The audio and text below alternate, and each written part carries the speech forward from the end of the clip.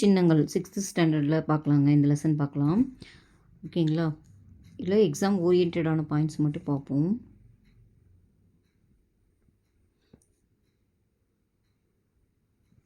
So இதில் பார்த்தீங்கன்னா இந்தியாவின் இயற்கை தேசிய சின்னங்களை குறிக்கோள் வந்து என்னென்னு பார்த்தீங்கன்னா, இந்தியாவின் தேசிய சின்னங்களை அறிதல், அப்புறம் அதனோட அவசியம், பாதுகாக்க வேண்டிய அவசியம், பிற தேசிய சின்னங்களை அறிந்து அவற்றை போற்றுதல், தேசிய விழாக்களை அறிந்து கொண்டாடுவதில் மகிழ்ச்சி கொள்ளல். இதுதான் இதோட நோக்கம்.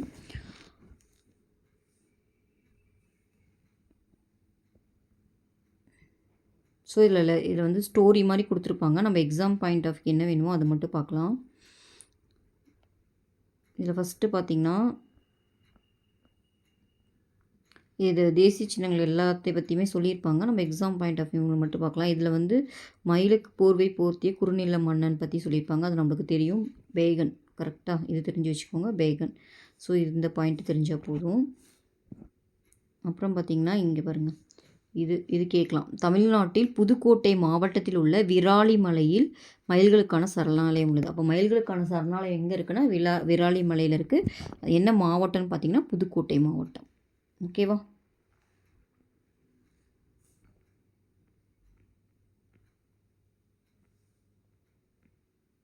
ஸோ இதில் வேறு என்ன கொடுத்துருப்பாங்கன்னு பார்த்தீங்கன்னா, இங்கே பாருங்கள், கங்கை பற்றி கொடுத்துருப்பாங்க.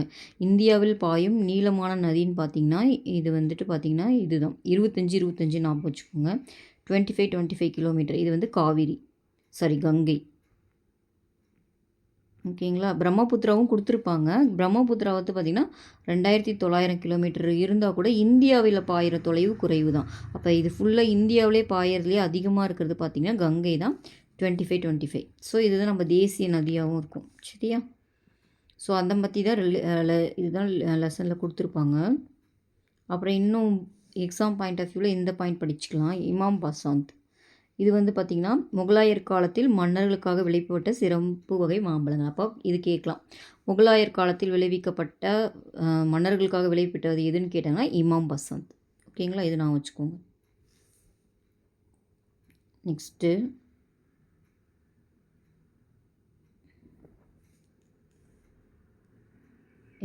ஆலமரம் பற்றி கொடுத்துருப்பாங்க. இந்த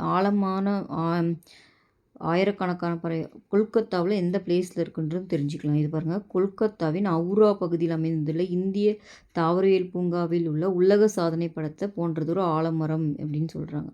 ஸோ அப்போ இது கேட்கலாம். உலக சாதனை படைத்த எங்கே இருக்குதுன்னு பார்த்தா கொல்கத்தாவில் அவுரா பகுதியில் இருக்குது. சரிங்களா?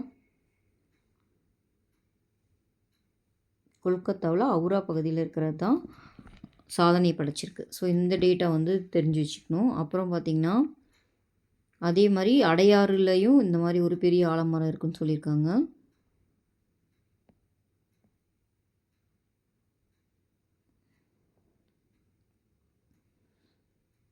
ஸோ இது பாருங்கள், அடுத்து கிங் கோப்ரா கொடுத்துருப்பாங்க. இது 18 அடி நீளம் இருக்குன்னு சொல்லியிருப்பாங்க. சரிங்களா?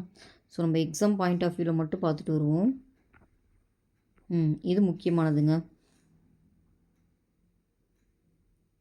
ஸோ எந்தெந்த இயரில் அக்செப்ட் பண்ணாங்கன்றது ரொம்ப முக்கியமானது. இது எக்ஸாமில் கேட்க நிறைய வாய்ப்பு இருக்குது. இது பாருங்கள், இந்திய இயற்கை தேசிய சின்னங்கள் ஃபஸ்ட்டு எதுனா 1950 ஆலமரம். இங்கே பாருங்கள், ஆலமரம், தாமரை, மாம்பழம். இது மூணுமே வந்துட்டு பார்த்திங்கன்னா 1950 சுதந்திரம் அடைஞ்சப்பயே தேசிய சின்னத்தில் சொல்லியிருப்பாங்க. சரிங்களா? இது மரம், பூ, பழம் அப்படி நான் வச்சுக்கோங்க. மரத்துலேருந்து பூவும் வரும் பழமும் வருமா, அந்த மூணுமே 1950லேயே சொல்லிட்டாங்க, நான் வச்சுக்கோங்க. மரம்னு பார்த்திங்கன்னா ஆலமரம். இது பெருமையின் சின்னம், மருத்துவ குணம் நிறையா இருக்கும் ஆலமரத்துக்கு. நெக்ஸ்ட்டு பூவில் வந்து பார்த்திங்கன்னா சேற்றில் வளர அழகான மலர்ன்றனால தாமரையை வந்து இந்தியாவோடைய தேசிய மலரை தேர்ந்தெடுத்திருப்பாங்க.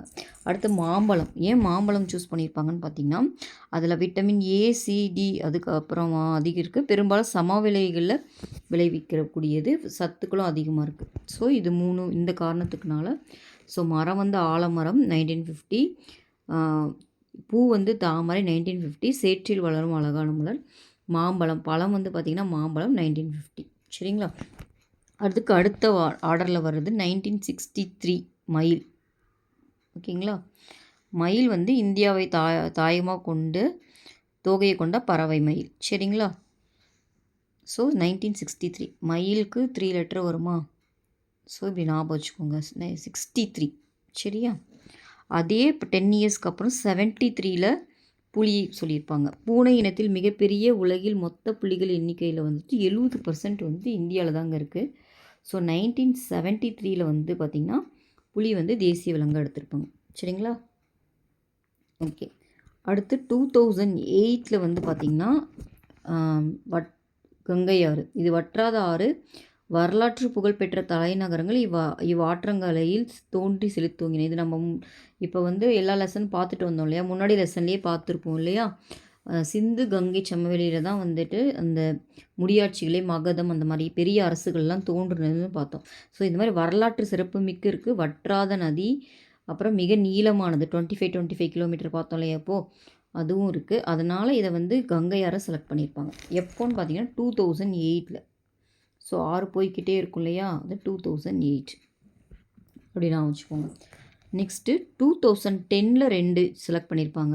ஒன்று என்னென்னு பார்த்தீங்கன்னா யானை, இன்னொன்று வந்து பார்த்திங்கன்னா ஆற்று ஓங்கில், அதாவது டால்ஃபின், அதாவது ரிவரில் இருக்கிற ஒரு இது சரிங்களா. யானை வந்து ஆசியாகவே தாயமாக கொண்டது, தான் வாழும் காட்டு பிரதேசங்களை பாதுகாப்பதில் முக்கிய பங்கு வகிக்கிறது. அதனால தான் இதை பாரம்பரிய விலங்காக எடுத்திருப்போம். இந்தியாவின் பாரம்பரிய விலங்கு எதுன்னு பார்த்திங்கன்னா யானை. 2010 ஆற்று ஓங்கில், தான் வாழும் ஆற்றின் சூழல் அமைவின் நிலையை உணர்த்தும் விதமாக செயல்படுகிறது. அருகி வரும் உயிரினமாகவும் இருக்குது, ஆற்றில் இருக்கிறது தான் ஆற்று ஓங்கில். இது 2010, இது ரெண்டுமே 2010ல் தான். ஸோ அப்போ 2010ல் 2 என்னென்ன, இந்தியாவின் பாரம்பரிய விலங்கு யானை, அப்புறம் ஆற்று ஓங்கில் சரிங்களா. ஓங்கில்னா டால்ஃபின். ஓகே, நெக்ஸ்ட்டு 2012 வந்து பார்த்திங்கன்னா தயிர், அதாவது லாக்டோபாசிலஸ்ன்ற பாக்டீரியா. இது ஒரு தோழமை பாக்டீரியா. இது பாக்டீரியா மற்றும் லாக்டிக் மற்றும் பாக்டீரியா குழுவில் முக்கிய பங்கு. தயிரை வந்து தயிர் உருவாக்குற ஒரு பாலிருந்து தயிர்வாக மாறுது இல்லையா, அதில் யூஸ் ஆகிறது பாக்டீரியா தான். இந்த நன்மை தரும் பாக்டீரியான்றனால இதை செலக்ட் பண்ணியிருப்போம். இது எப்போ செலக்ட் பண்ணியிருப்போம்னு பார்த்தீங்கன்னா 2012 சரியா. லாஸ்ட்டாக இதான் செலக்ட் பண்ணியிருப்போம் சரியா. அதுக்கப்புறம் ராஜநாகம், அது இயர் கொடுக்கல. ஓஃபாபிகஸ் ஆனா, உலகின் விஷத்தன்மை கொண்ட மிக நீளமான பாம்பு. இவை இந்தியாவின் மலைக்காடுகள் மற்றும் சமவெளிகளில் வாழ்கின்றன. ஸோ லாக்டோபாசிலஸ் வந்து 2012, ராஜநாகம் வந்து தேசிய ஊர்வன. அதோட சயின்ஸ் நேமும் கொடுத்துருக்காங்க பாருங்கள், ஓஃபிகஸ் ஆனா சரிங்களா. இப்போ இன்னொரு தடவை ரீகால் பண்ணிடலாமா. ஃபஸ்ட்டில் வந்துட்டு 1950ல் மட்டும் பார்த்திங்கன்னா 3 வரும். என்னென்னு பார்த்திங்கன்னா ஆலமரம், தேசிய மரம் வந்து ஆலமரம், தேசிய மலர் வந்து தாமரை, தேசிய பழம் வந்து மாம்பழம். அப்படியே ஆர்டராக பார்க்கலாம். அப்புறம் 63ல் வந்து பார்த்திங்கன்னா மயில் தேசிய பறவை. 1973 வந்து பார்த்திங்கன்னா தேசிய விலங்கு வந்து புலி. அப்புறம் 2008ல் வந்து பார்த்திங்கன்னா என்ன வரும், கங்கை ஆறு சரிங்களா. கங்கை ஆறு 2010ல் 2 வரும். ஒன்று வந்து பார்த்திங்கன்னா தேசிய பாரம்பரிய விலங்கு யானை, அப்புறம் ஆற்று ஓங்கில்.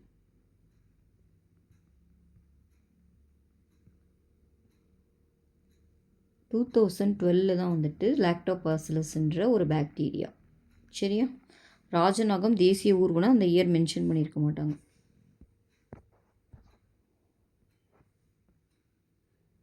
ஸோ இது அப்படியே வந்துட்டு தமிழ்நாட்டுக்கு பார்ப்போமா. இது எல்லாமே நம்ம இந்தியா வரைக்கும் பார்த்தோம். இப்போ தமிழ்நாட்டில் பார்க்கலாம். தமிழ்நாட்டோட விலங்கு பார்த்திங்கன்னா வரையாடு சரியா. வரையாடு. பறவை வந்து மரகத புறா. மலர் வந்து செங்காந்தல் மலர். மரம் வந்து பனை மரம் சரியா. இது எல்லாமே தெரிஞ்சு வச்சுருக்கணும், தமிழ்நாட்டுக்கும் தெரியணும் சரியா.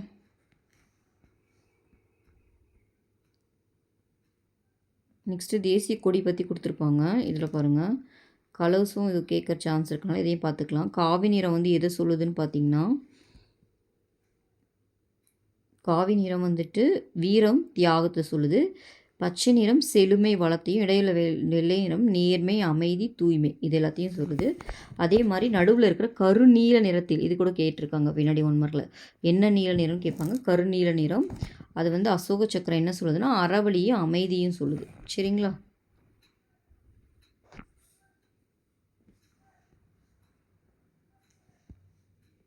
நெக்ஸ்ட்டு தேசிய கொடி நீள அகலம் தெரிஞ்சுக்கணும். நீள அகலம் பார்த்தீங்கன்னா 3:2, அதாவது நீளம் 3 இருக்கணும், அகலம் 2 இருக்கணும். சரியா? ஸோ இது முக்கியமானது.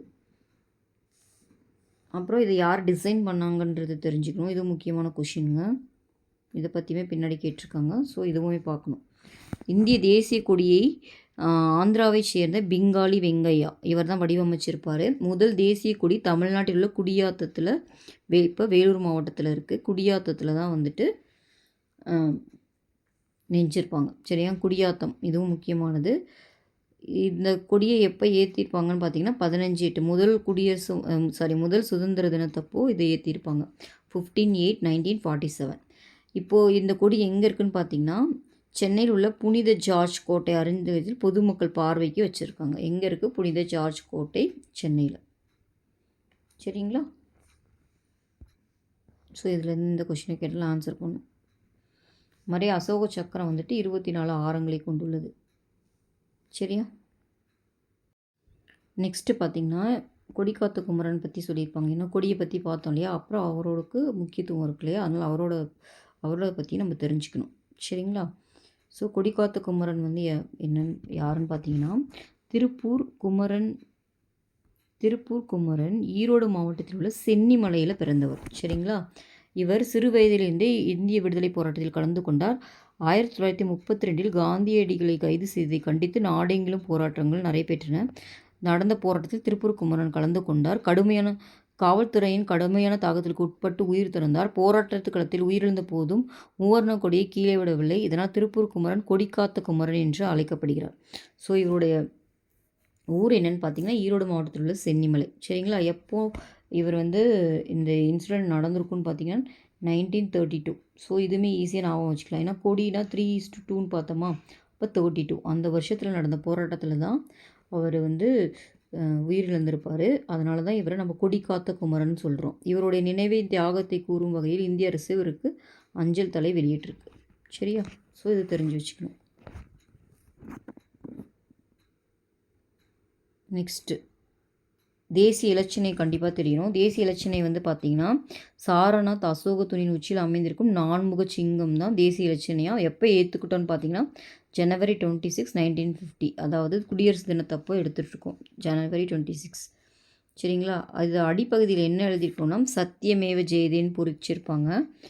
அப்படின்னா என்ன மீனிங் பார்த்தீங்கன்னா வாய்மையே வெல்லும். இது அதுக்கப்புறம் இதில் மேல் பகுதி கீழ்ப்பகுதின்னு 2ஆக இருக்குது இல்லையா?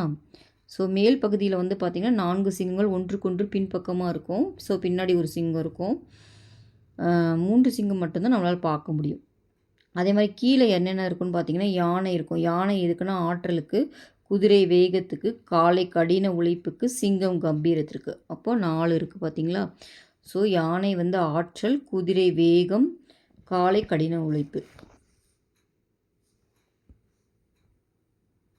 அப்புறம் தர்ம சக்கரம் அமைஞ்சிருக்கும். இது எல்லாத்துலேயுமே வந்துட்டு இந்திய நாணயங்கள், கடவுச்சீட்டுகள் எல்லாத்துலேயுமே இந்த சின்னத்தை தான் நம்ம யூஸ் பண்ணுவோம். இதுதான் நம்மளுடைய தேசிய சின்னம்.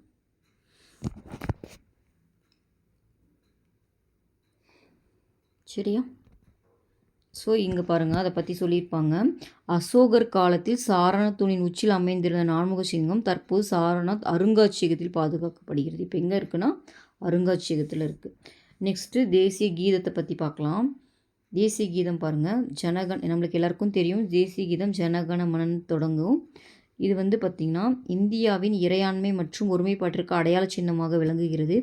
இப்பாடல் வந்து ரவீந்திரநாத் தாகூரால் வங்காள மொழியில் தான் ஃபஸ்ட்டு எழுதுனாங்க.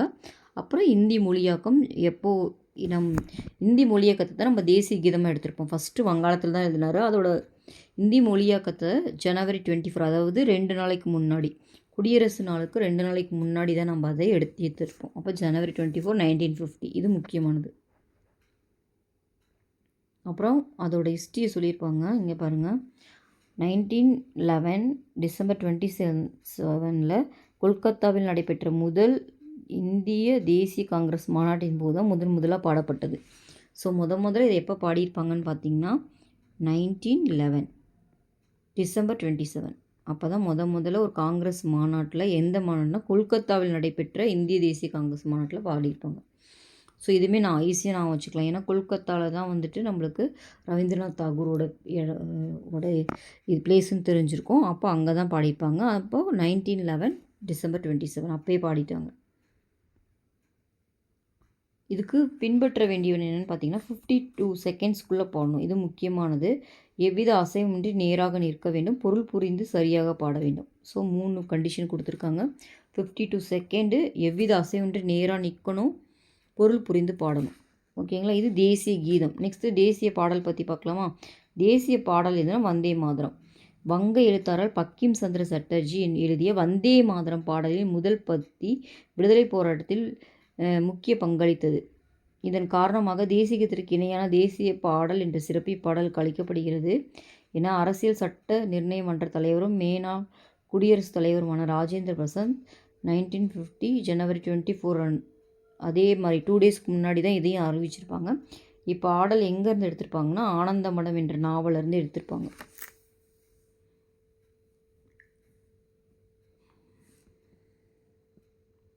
ஸோ தேசிய பாடல்னு பார்த்திங்கன்னா வந்தே மாதரம். தேசிய உறுதிமொழி இதுவும் முக்கியம். தேசிய உறுதிமொழி இந்தியா எனது தாய்நாடு அப்படின்ட்டு நம்ம படிச்சிருப்போம் இல்லையா? இந்த உறுதிமொழியை யார் கொடுத்தாங்கன்னா வெங்கட சுப்பராவ். இது எந்த மொழியில் ஃபஸ்ட்டு எழுதுனாங்கன்னா தெலுங்கு. ஸோ இதுவும் தெரிஞ்சுக்கணும். அடுத்து நம்ம தேசிய நுண்ணுயிரை அங்கேயே பார்த்தோம் இல்லையா? தயிர் பாலில் இருந்து உருவாக பயன்படுவது லாக்டோபாசிலஸ் நுண்ணுயிர். 2014 தேசிய நுண்ணுயிராக இது அங்கீகரிச்சிருப்பாங்க.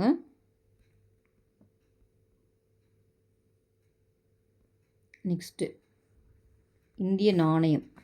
இந்தியா அதிகாரப்பூர்வ பணத்தின் பெயர் ரூபாய். 16ஆம் நூற்றாண்டில் செஸ்ஸா சூரி வெளியிட்ட வெள்ளி நாணயத்துக்கு ரூபியான்னு இருந்துச்சு. அதில் இருந்தால் நம்ம ரூபாயின்னு எடுத்திருப்போம். சரி, 16ஆம் நூற்றாண்டில் செர்சா சூரி வெளியிட்ட ரூபியாவை தான் நம்ம ரூபாயின்னு மருவிருக்கு. ரூபாய்க்கான சின்னம் இப்போ நம்ம எல்லாருக்கும் தெரியும். இதுதான் ரூபாய்க்கான சின்னம். கரெக்டாக? இதை 2010 வடிவமைத்தவர் தமிழகத்தை சேர்ந்த டி உதயகுமார். இதுவும் தெரிஞ்சிருக்கும். 2010 வடிவமைத்தவர் டி உதயகுமார். நெக்ஸ்ட்டு நாட்காட்டி. தேசிய நாட்காட்டி என்னென்னு பார்த்தீங்கன்னா பேரரசர் கனிஷ்கர் காலத்தில் கிபி 78 சகாண்டு முறை தொடங்கியது. கிபி 78. சரிங்களா? இளவேனில் சமகால பகல் கொண்ட இரவு நாளான, அதாவது பகல் இரவு சமமாக இருக்கும் அந்த நாள். அது என்ன நாள்னா மார்ச் 22. இது கூட ஈஸியாக நான் வச்சுக்கலாம். 2 சமமாக இருக்கா 2 அப்படி நான் வச்சுக்கோங்க. மார்ச் 22 தான் இந்த ஆண்டு தொடங்குகிறது. இதே லீப் ஆண்டில் மார்ச் 21 இருக்கும் அந்த டேட்டு. ஸோ சகாண்டு முறையினை நம்ம தேசிய நாட்காட்டி பின்பற்றுகிறது. பிரபல வான் இயற்பியலாளர் மேக்நாத் சாகா தலைமையிலான நாட்காட்டி சீரமைப்பு குழுவின் பரிந்துரையின் பேரில் இதை நம்ம ஏற்றிருப்போம். சரிங்களா? இதுவுமே முக்கியமானதுங்க. எப்போ ஏற்றுக்கிட்டாங்கன்னு பார்த்தீங்கன்னா 1957 மார்ச் 22 அந்த டேட்லேயே ஏற்றிருப்பாங்க. மார்ச் 22 அந்த நாளில் சம இரவு சம பகல் இருக்கும். 1957 ஏற்றிருப்பாங்க.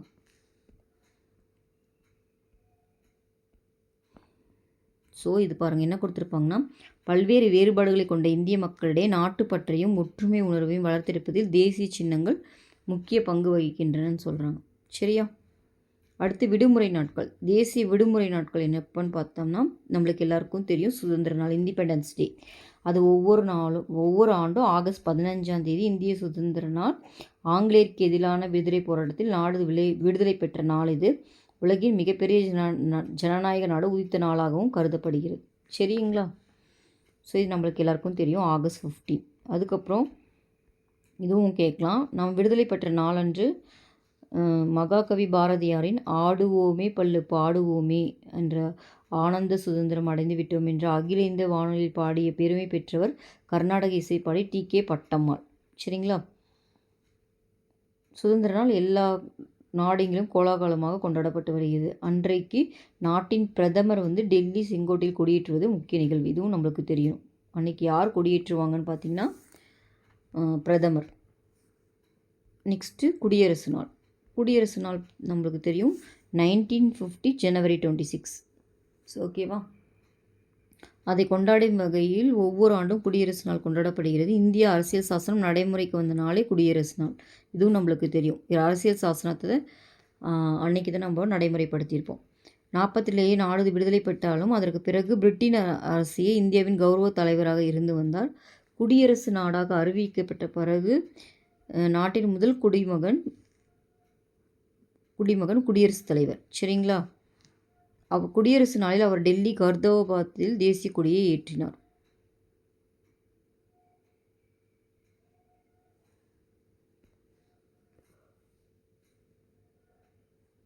ஸோ இது வந்து குடியரசு நாளில் வந்து குடியரசுத் தலைவர் வந்து கொடியேற்றுவார். அப்புறம் இது ஒரு முக்கியமான இதுங்க, இதுவும் தெரிஞ்சுக்கணும். இந்திய குடியரசு நாளில் 3வது நாளான ஜனவரி 29, அதாவது ஜனவரி 26 கொண்டாடுறோம். அதுக்கப்புறம் 3 நாள் கழிச்சு 29 பாசறைக்கு திரும்புதல் என்ற விழா வந்து சிறப்பாக நடைபெறும். இவ்விழாவில் தரைப்படை, கடற்படை, விமானப்படை சேர்ந்த இசைக்குழுவினர் நிகழ்ச்சிகளை நடத்துவர். குடியரசுத் தலைவர் இந்நிகழ்வின் முதன்மை விருந்தினர் ஆவார். இவ்விழாவின் ஒரு பகுதியாக மாலை 6 மணிக்கு குடியரசுத் தலைவர் மாளிகை மின்விளக்குகளால் அலங்கரிக்கப்படும். ஸோ இதுவும் முக்கியமான ஒன்று. பாசறைக்கு திரும்புதல் எப்போ செலிப்ரேட் பண்ணுவாங்கன்னு பார்த்தீங்கன்னா Jan 29.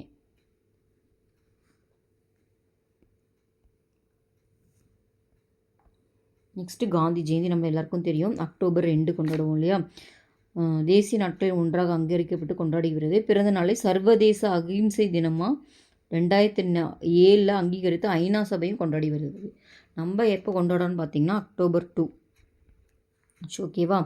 அதுக்கப்புறம் சர்வதேச அகிம்சை நாளாக 2007 இருந்து ஐநா சபையும் கொண்டாடி வருது. 2007. அவ்வளோதாங்க இந்த லெசன். இப்போ கொஷின் பார்க்கலாமா?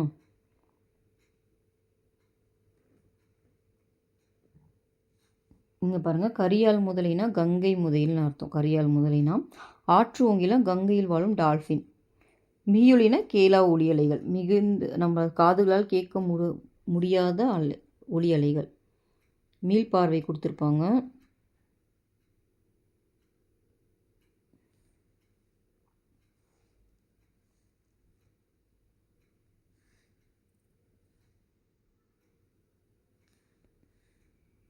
கொஸ்டின் ஆன்சர் பார்க்கலாமா? தேசிய பாடலான வந்தே மாதரத்தை இயற்றியவர் பக்கிம் சந்திர சட்டர்ஜி. பார்த்தோம் இல்லையா? நெக்ஸ்ட்டு, இந்தியாவின் தேசிய கீதம் ஜனகணமன நமக்கு தெரியும்ல. ஆனந்த மடம் என்ற புகழ்பெற்ற நாவலை எழுதியவர் பக்கிம் சந்திர சட்டர்ஜி.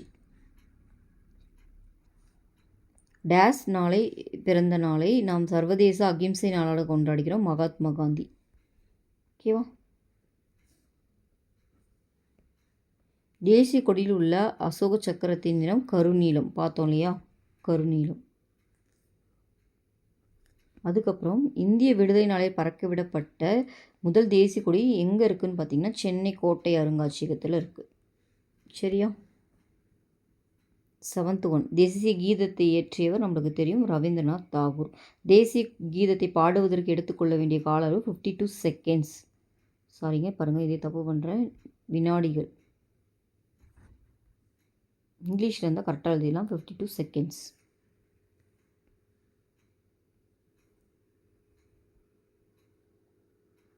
ஆயிரத்தி 1896 தேசிய காங்கிரஸ் மாநாட்டின் போது வந்தே மாதரம் பாடலை பாடியவர் யாருன்னு பார்த்தீங்கன்னா ரவீந்திரநாத் தாகூர். இது தப்பாக போட்டக்கூடாது.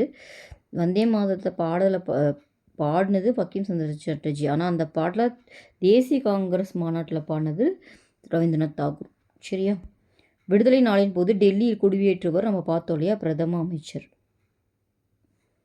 இந்திய தேசிய இலச்சினை எங்கே இருக்குன்னு பார்த்தோம், சாராநாத். இந்தியாவின் தேசிய கனி நம்மளுக்கு எல்லாருக்கும் தெரியும், மாம்பழம். ஓகேவா? நெக்ஸ்ட், இந்தியாவின் தேசிய பறவை மயில். தேசிய மரம் ஆலமரம்.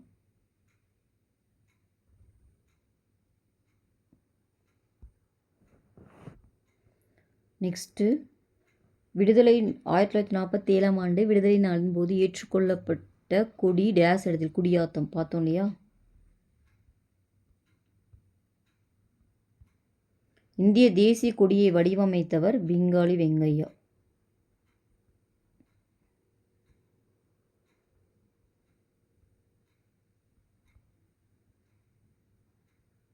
சகாண்டு முறையை துவக்கியவர் கனிஷ்கர்.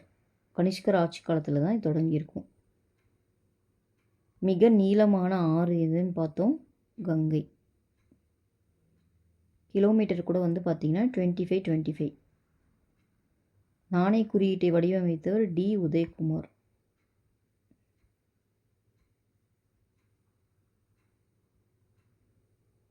ஓகேவா?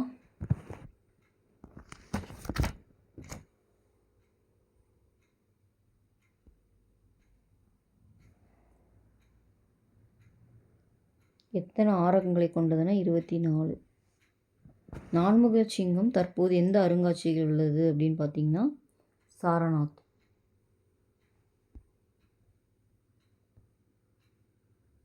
தேசிய கீதம் ஏற்றுக்கொள்ளப்பட்ட ஆண்டு 1950. அதாவது குடியரசு தினத்துக்கு 2 நாளுக்கு முன்னாடி தான் ஏற்றுக்கிட்டாங்க இல்லையா? இந்தியாவின் தேசிய நுண்ணுயிராக லாக்டோபாசிலஸ்.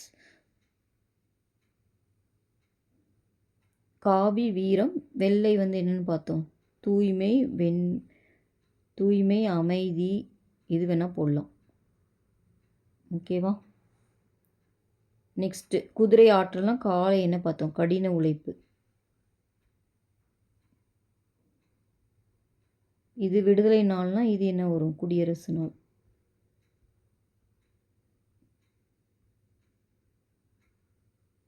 ஓகேவா?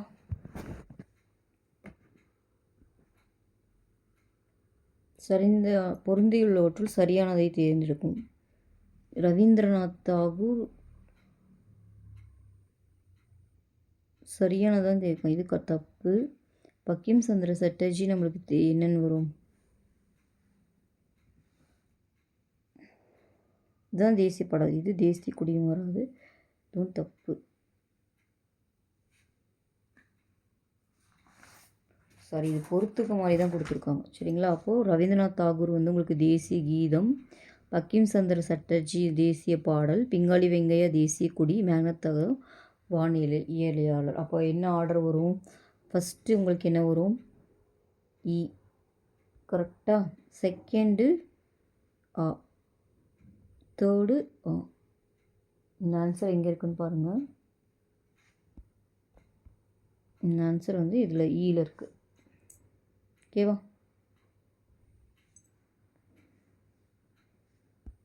நெக்ஸ்ட்டு பொருந்திய பின் பொருந்தாதது என்ன, தேசிய ஊர்வனம் நம்மளுக்கு என்ன தெரியும், ராஜநாகம். தேசிய நீர்வாழ் விலங்கு டால்ஃபின். பாரம்பரிய விலங்கு யானை வரும், இங்கே புலி கொடுத்துருக்காங்க. அப்போ பொருந்திய பின் பொருந்தாதது இதுதான். தேசிய உணர் லாக்டோபாசிலஸ், இங்கே யானை தான் வரும். ஓகேவா? சவரான சொற்றொடை, தேசிய கொடியின் நீள அகலம் 3:1 என்ற விகிதத்தில் உள்ளது, இது கரெக்டு. அசோக சக்கரம் 24 ஆரங்களை கொண்டது, இதுவும் கரெக்டு. இது அசோக சக்கரம் வெளிர் நீளம் கிடையாது, கருநீளம், அப்போது இது தப்பு.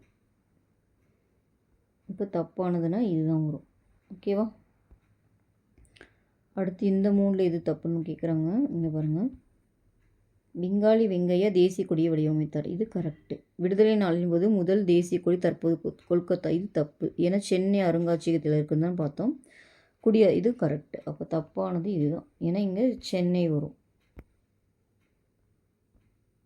அடுத்து இது பாருங்கள், சரியான சொற்றொடை தேர்ந்தெடுக்கும். ஆகஸ்ட் 15 அன்று விடுதலை நாள் கொண்டாடப்படுகிறது, இது கரெக்டு.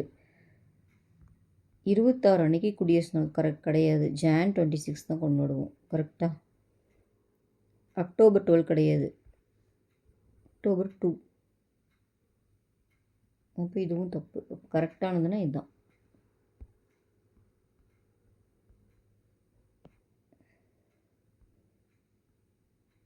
ஸோ அவ்வளோதான். ஸோ இதோட இந்த லெசன் முடியுது. ஓகேவா? Thank you all.